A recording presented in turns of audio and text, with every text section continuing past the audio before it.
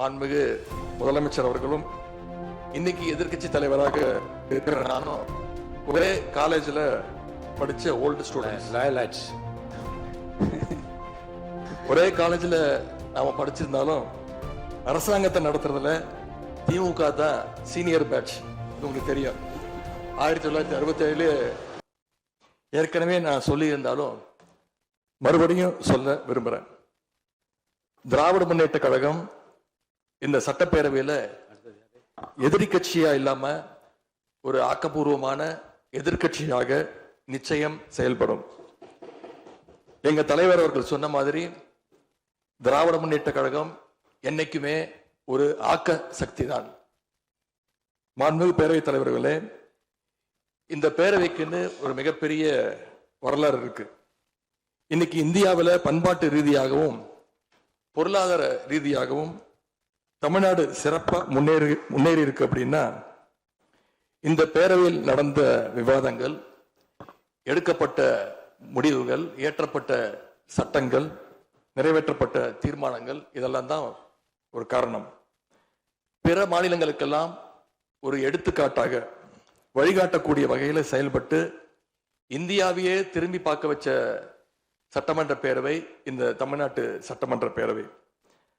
அப்படிப்பட்ட இந்த பேரவையில ஆரோக்கியமான ஆக்கப்பூர்வமான விவாதங்களுக்கு இடம் கொடுத்து ஜனநாயக மாண்புகளுக்கு முக்கியத்துவம் கொடுத்து பேரவைத் தலைவர் அவர்கள் என்றைக்கும் நடுநிலைமையோடு செயல்பட வேண்டும் என்று நாங்கள் அனைவரும் விரும்புகின்றோம்.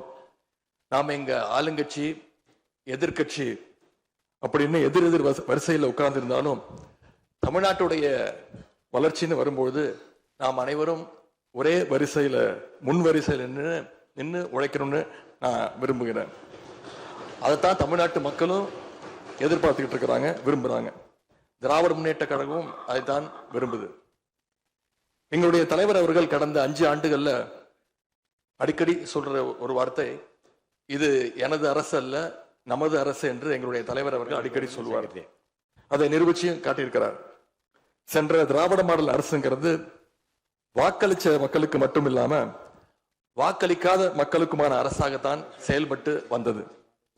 ஆகவே இந்த புதிய அரசும் அனைவருக்குமான அரசாக உங்களுக்கு வாக்களிக்காத மக்களுக்குமான அரசாக செயல்படும்னு நான் விரும்புறேன். இந்த நேரத்தில் இன்னொரு விஷயத்தையும் இங்க நினைவுபடுத்த விரும்புறேன். மாண்புமிகு பேரவைத் தலைவர் அவர்களும் மாண்புமிகு முதலமைச்சர் அவர்களும் இன்னைக்கு எதிர்க்கட்சி தலைவராக இருக்கிற நானும் ஒரே காலேஜில் படிச்ச ஓல்டு ஸ்டூடெண்ட்ஸ். ஒரே காலேஜில் நாம படிச்சிருந்தாலும் அரசாங்கத்தை நடத்துறதுல திமுக தான் சீனியர் பேட்ச். அது உங்களுக்கு தெரியும். 1967 ஆட்சிக்கு வந்தது திமுக தான். நாங்க தான் சீனியர்ஸ். அந்த அடிப்படையில் எங்களுடைய நாலேஜையும் எக்ஸ்பீரியன்ஸையும் நாங்க ஷேர் பண்ணிக்க ரெடியா இருக்கோம். அதை ஏத்துக்க நீங்களும் தயாராக இருங்க. ஏன்னா நமக்கு எப்பவுமே தமிழ்நாட்டு மாநிலத்துடைய நலன்தான் மிக மிக முக்கியம். மாண்புமிகு பேரவைத் தலைவர் அவர்களே, நீங்க போட்டியின்றி தேர்வாகியிருக்கீங்க. மாண்புமிகு முதலமைச்சரும் எதிர்க்கட்சி தலைவரான நானும் உங்களை அவை முன்னவரும் இந்த இருக்கையில உட்கார வச்சிருக்கிறோம், அமர வச்சிருக்கிறோம். இன்னைக்கு உங்க கையை பிடிச்சி அழைச்சிட்டு வந்து உட்கார வச்சிருக்கிறோம். இனி எங்க 2 தரப்பையும் நீங்க தான் கையை பிடிச்சி அரவணைச்சு கோபம் இல்லாம கோவப்படாம, நீங்க கோவப்பட மாட்டீங்கன்னு தெரியும். உங்களை கோவப்படுத்துற மாதிரி எந்த செயலையும் நாங்க செய்ய மாட்டோம்.